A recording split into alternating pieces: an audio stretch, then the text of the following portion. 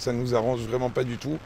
Et on s'en excuse encore une fois parce que c'est vraiment pas évident pour eux, mais c'est le seul moyen qu'on ait de pouvoir se faire entendre, quoi. Donc c'est assez compliqué et pour eux et pour nous, parce qu'en plus de ça, comme on peut le voir, il pleut. Et vraiment pas terrible de bloquer comme ça et d'être à l'extérieur des taxis et d'embêter toute la circulation. Mais il faut bien qu'on réussisse à se faire entendre au niveau départementalement pour que du coup, en fait, ça remonte jusqu'à Paris. On se bat pas que pour nous, pour aussi toutes les personnes qui doivent être emmenées, aussi bien au niveau des transports dans les hôpitaux qu'au niveau des transports, au niveau des aéroports, au niveau des transferts, au niveau de tout ce qui est en jeu. Je soutiens les grévistes, hein, ils ont raison,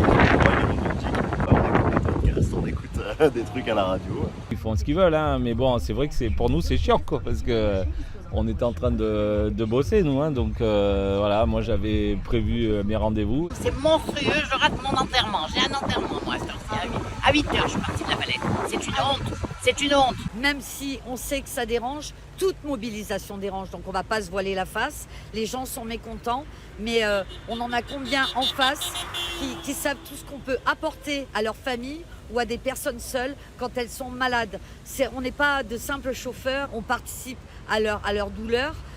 C'est très compliqué le transport médical et on aimerait bien justement que les décideurs qui soient là-haut soient dans la vraie vie quand on transporte des patients.